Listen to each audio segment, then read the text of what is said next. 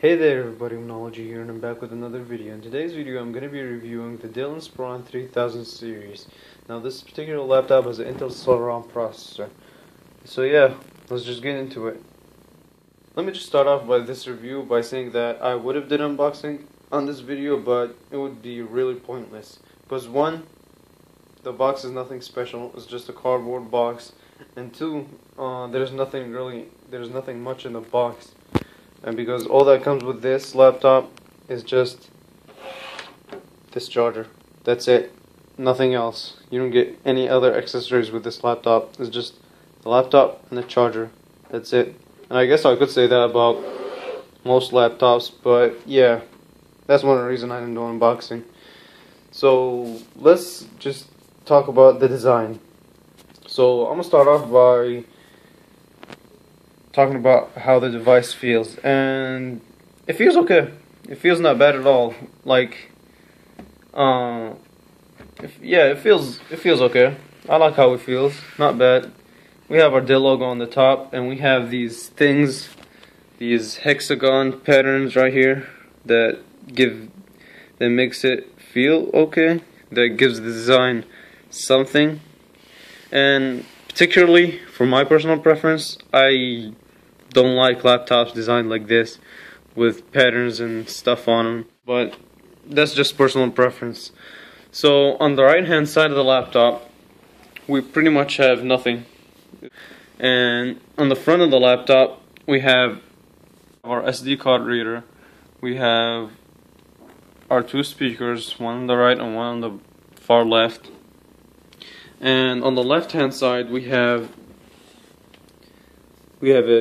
two USB 3.0 ports, one HDMI ports, and we have our air vents. We also have a 3.5mm headphone jack, and most importantly we have our charging port. And on the back we pretty much have nothing.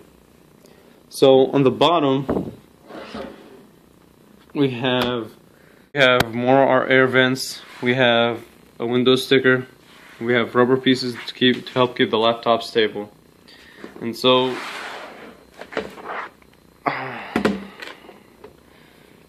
let me just open up the screen of the laptop and let's check it out. So this laptop has an Intel Celeron processor that powers it, and I'll be talking about the specs in a minute. So we have a full-size keyboard with our number pad on here, and we have our touchpad right here. The keyboard feels okay, it feels well. It's pretty easy to type out. One problem that I did have with the keyboard is whenever I type, I tend to put my hand right on the touchpad, which sometimes, there we go, I can click it by accident, which bothers me sometimes, but it's no big deal. Our power button's right here. It's to the far left of the laptop. So yeah, so this is the screen of the laptop, and the screen looks good. The screen looks okay. It's a 1280 by 720p HD screen. So, and the colors look okay. The colors look good. The colors look real good. Okay. Alright, let's talk about the specs. And this device has an Intel Celeron processor clocked at 2.16 GHz, and it has 4 gigs of RAM. It's also a 64-bit architecture design, and yeah, it's not a touchscreen device. It also comes with Windows 8.1, and I'm not gonna explain what Windows 8.1 is, because I think a lot of people reviewed it, and if you don't know what Windows 8.1 is, then look it up. And so yeah, that's pretty much the specs of the device. The device works great. It's really smooth. It's not slow at all. So as I open up Google Chrome over here, it's not slow at all. It's really smooth and cool. And I only paid $200 for it, so, and it does what I want it to do. And one thing I didn't mention is we have our camera and microphone right here on the top. Let me get that focus. Yeah, so if you can't, you can't. But the camera button's right here.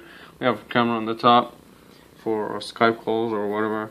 And we also have these rubber pieces right here, so when you try to slam your laptop, you get mad at your laptop, you wouldn't hit it. But also, one thing that I hate about the design of this laptop is, and I don't know if that's just a design problem or an engineering problem, I don't know. It's some sort of problem that has been bothering me. You see this right here? There's this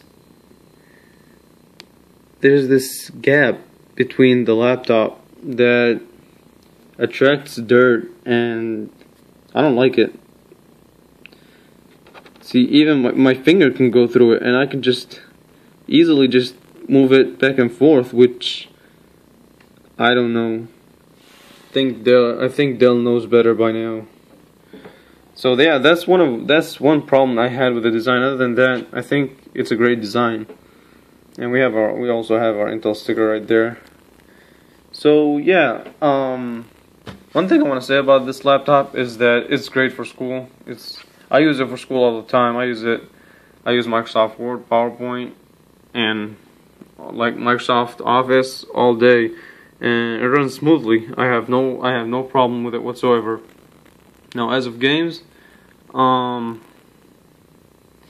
would use it for light games. I wouldn't use it for heavy games, heavy graphics or anything like that. Yeah, I wouldn't do that because this is not meant to be a gaming laptop. So let's just open this game right here and see how it runs. So yeah, the game runs really smoothly. This game runs pretty smooth. I have no hiccups whatsoever. From time to time it would lag, but it doesn't happen that much often, so I wouldn't count on it happening that much. So yeah, that's for gaming. And also, let's get back to talking about the speakers. So I'm gonna play a video and show you how they sound. And this is how the speakers sound. So hey, what is up guys, I'm KBHD here, and it's no secret that I like Android pure. I've gravitated towards devices running. So yeah, that's for the speaker. It sounds really well. The speakers surprisingly sound well. No, I have no hiccups with the speakers whatsoever. The speaker sounds great, and the whole laptop overly is pretty great. Battery life, I would not take it off the charger that much. You probably can get 4 hours of battery, which is not great. But for a laptop that costs $400, I think it's pretty decent trade-off. I mean, you could just plug it in and you'll be alright. The charger's pretty long, it's not. And that's all I gotta say about this laptop. So yeah, if you like this review, leave a thumbs up. That would be really nice. And if you hate it, then you hate it. Oh well. Other than that, check out the rest of my videos. Until next time.